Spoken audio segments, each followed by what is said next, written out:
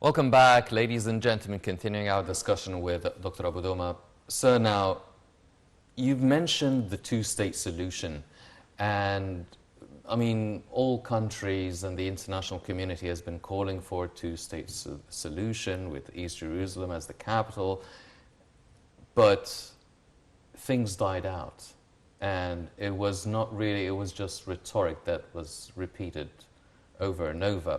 However, now everybody, especially the international community, everyone's calling again for a two-state solution. However, with how things are going, you can't really picture the Israeli side sitting down and negotiating with a Palestinian Authority with loads of international mediators, talking about the possibility of having a two-state solution in the midst of all the bombardment and the strikes and the killings. So is that still a feasible solution to, I mean, with the situation on the ground as it is? Can you actually see both sides sitting on a negotiating table and maybe actually reaching a two-state solution?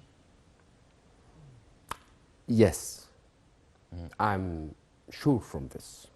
And we have to, and this is based on analysis about many situations and reading the changing happening globally.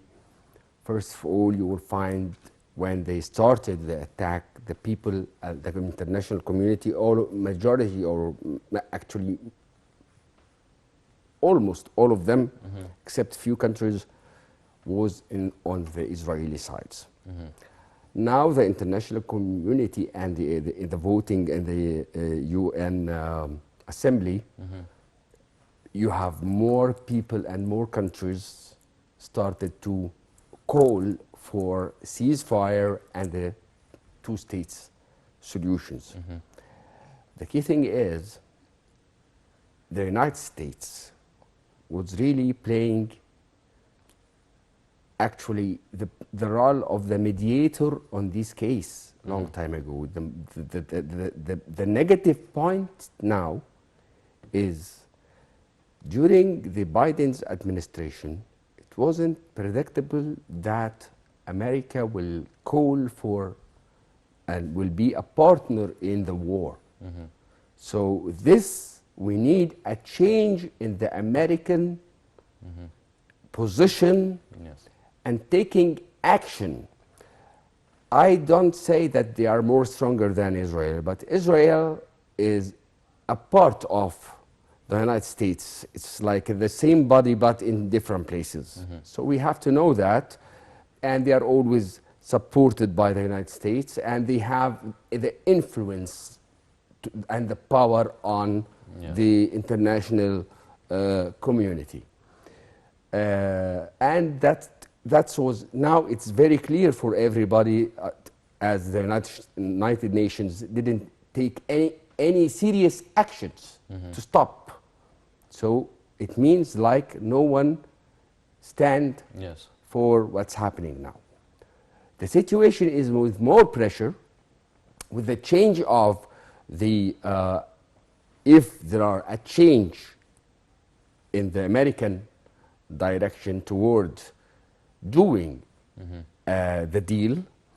Second is, or third, the part is the Israeli government now is full of the extremists side. And they already facing pressures from the Israeli people for many points. Before this situation of Gaza Strip and this action of 7th of October, and it is like a silly joke to say the life is not go back before the same like they say before the 7th of October, like it was the heaven they were they were living there. So the Israeli people now, you will find even the United States, in France, in England, everywhere now, the officials and the ministers and many of people, civil societies, people are calling for peace.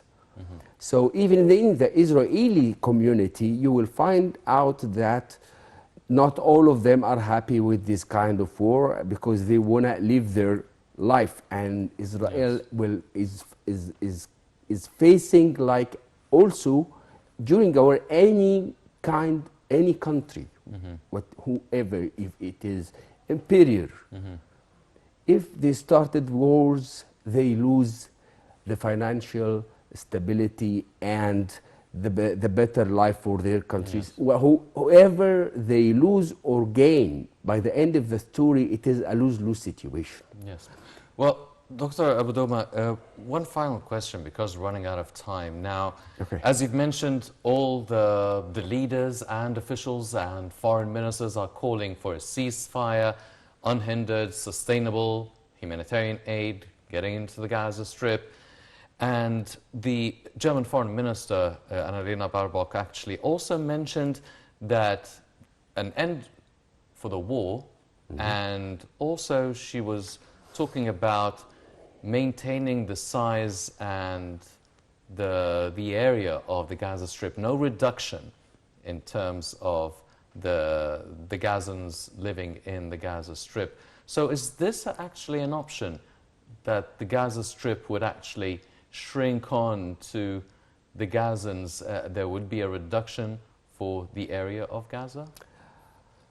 The Israeli side, the government and his war council,